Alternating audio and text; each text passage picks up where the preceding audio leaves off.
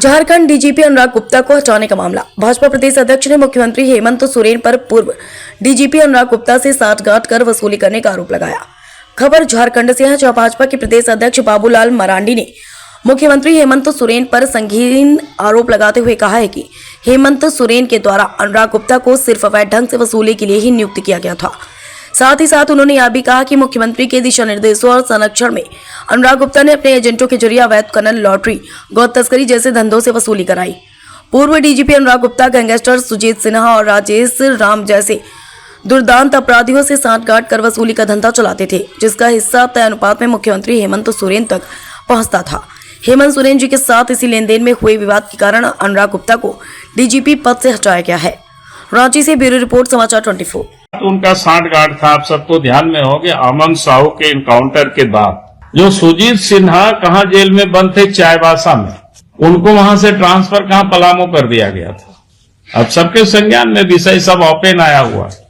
तो किसी भी कोई भी इस प्रकार के जो अपराधी होते हैं सामान्यतया जहां कहीं भी, तो उनको अपना क्षेत्र से उनको दूर रखा जाता है। ये यहाँ उल्टा हुआ था।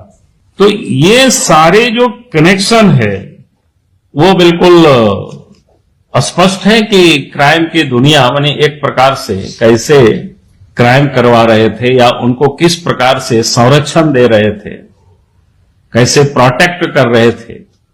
हम समझते हैं कि इससे बड़ा और दूसरा कोई उदाहरण ऐसा नहीं हो सकता है।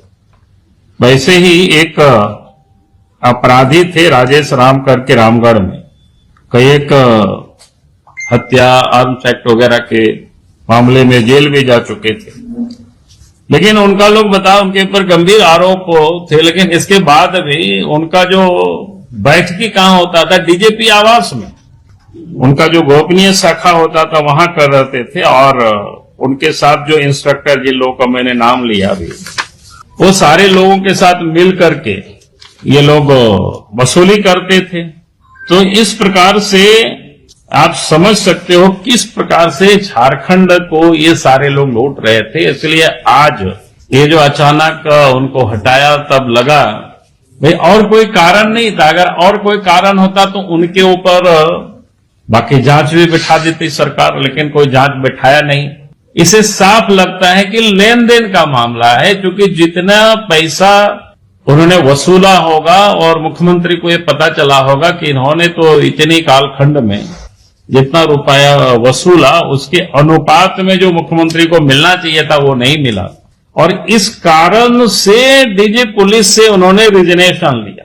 यानी अगर वो वास्तव में, एक तो उन्होंने नियम कायदे कानून को रख करके बनाया, यानी पहले तो जिसका विरोध किया, विरोध करने के बाद उनको 2 साल सस्पेंड रखा, 2 साल सस्पेंड रखने के बाद नियम कानून को ताक में रख करके उनको पदस्थापित किया। उनका सेवा समाप्त हुआ तो सेवा भी विस्तार किया इलीगल तरीके से, जिसकी हम सब लोग विरोध करते रहे, लेकिन उनको बिठाए रखा।